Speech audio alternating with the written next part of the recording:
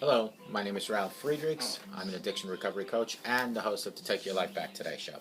As an addiction recovery coach, I want to share something with you, and let me be crystal clear to leave an everlasting impact upon you.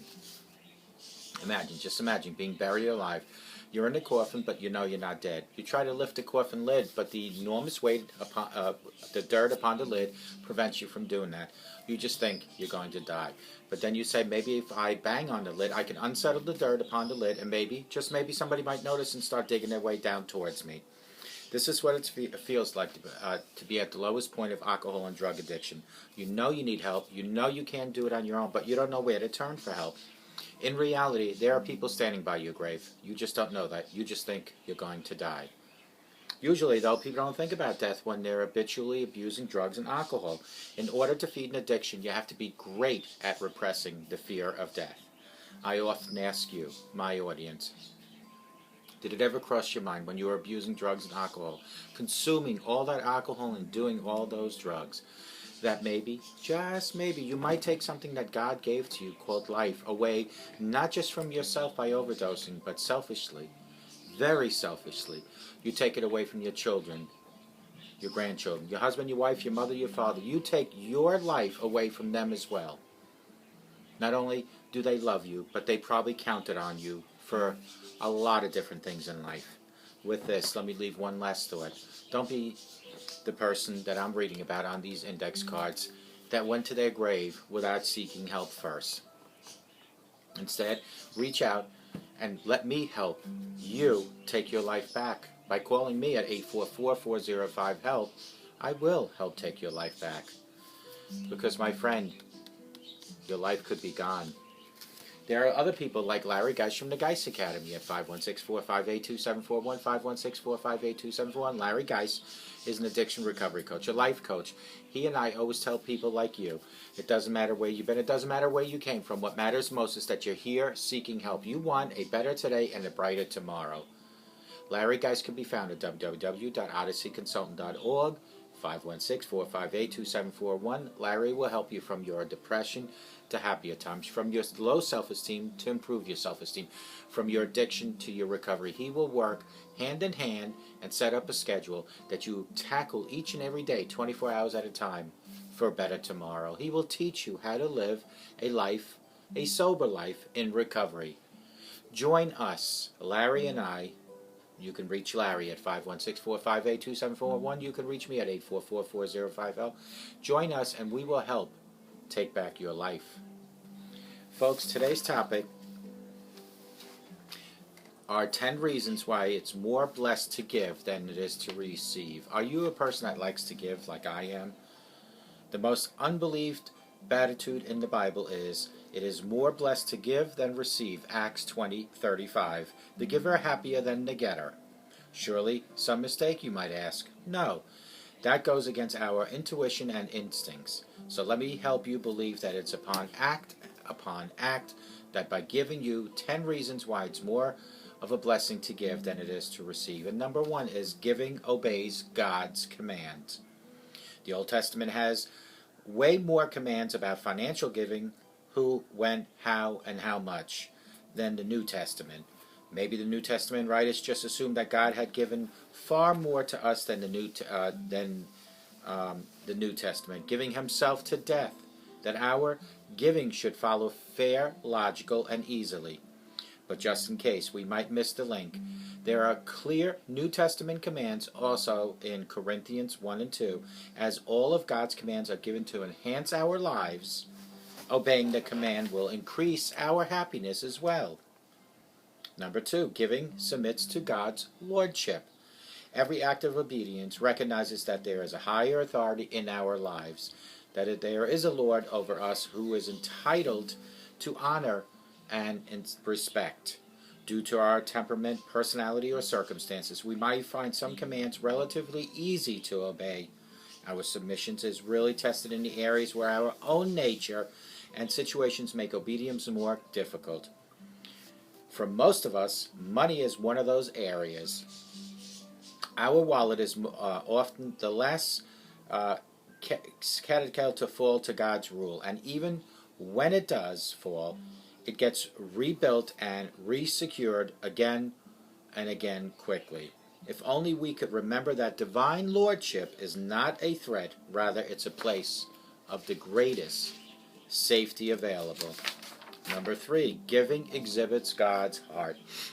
God is the giver of every good and perfect gift, James 1:17.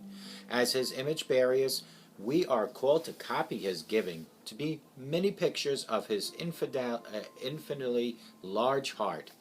The larger our hearts and the wider our hands, the larger the picture we paint of God's character. What do people think of God when they think of the way you use your money? Number 4, giving illustrates God's salvation. At the heart of the gospel is the sacrificial self-giving, John 3:16. That's why when the Apostle Paul wanted to encourage the Corinthians to give more, he pointed them to the person and work of Christ. For you know the grace of our Lord Jesus Christ, that though he was rich, yet for your sakes he became poor, that you through his poverty might become rich. 2 Corinthians 2:9. Yes, you abund in faith, love, etc., but see that you abound in grace also. When we give sacrificially, painfully, for the benefits of others, we are faintly and in a small scale preaching the gospel message. Number 5, giving trusts God's provisions. The biggest deterrent to giving is fear.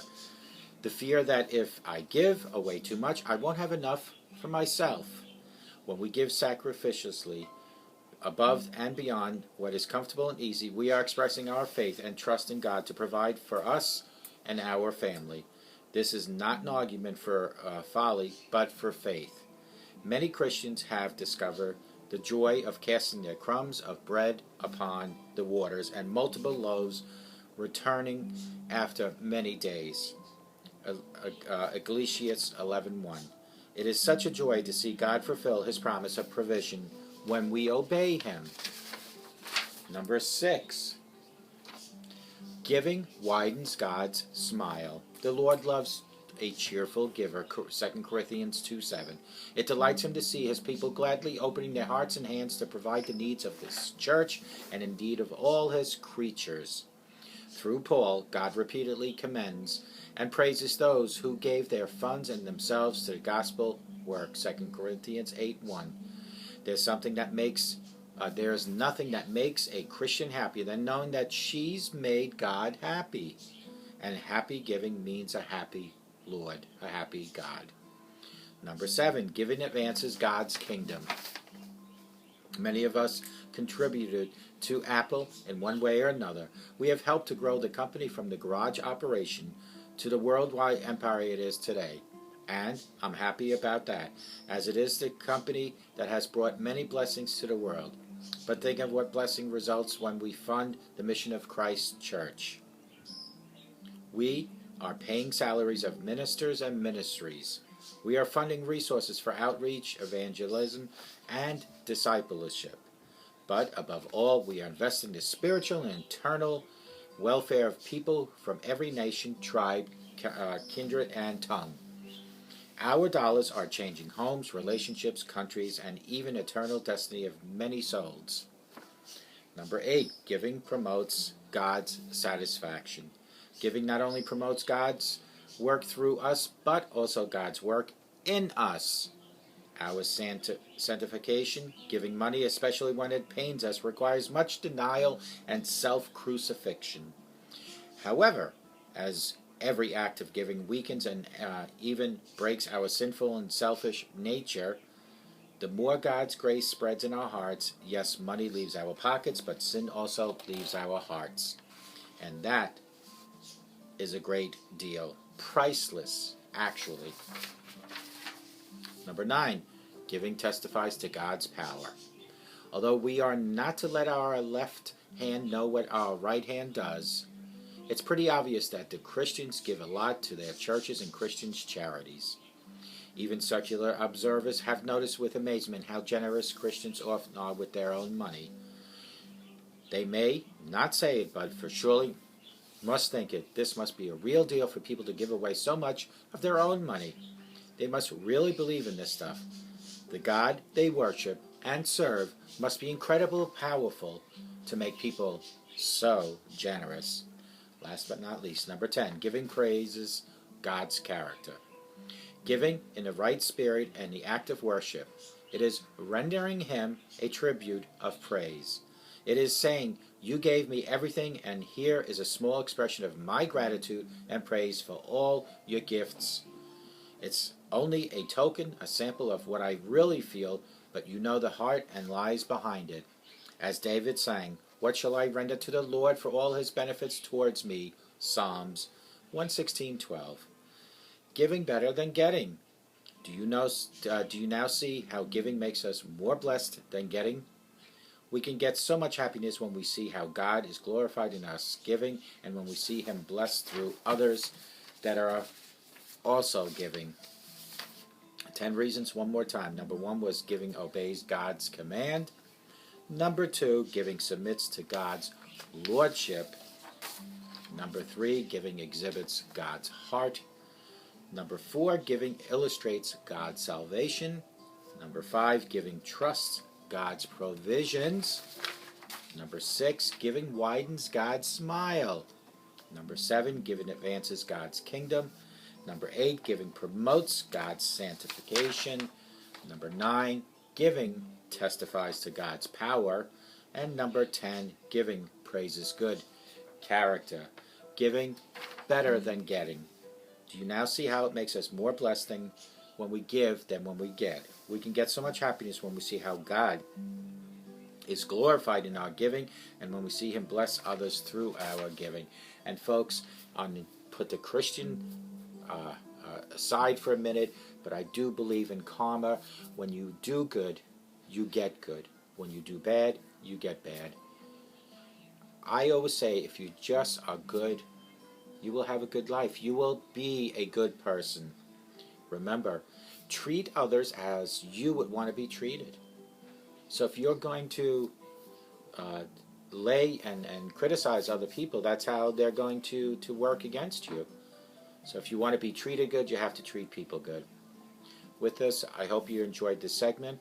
I hope each and every day you have a great day, but more importantly, I hope you have a sober rest of the day and a sober rest of your life, and may God bless you.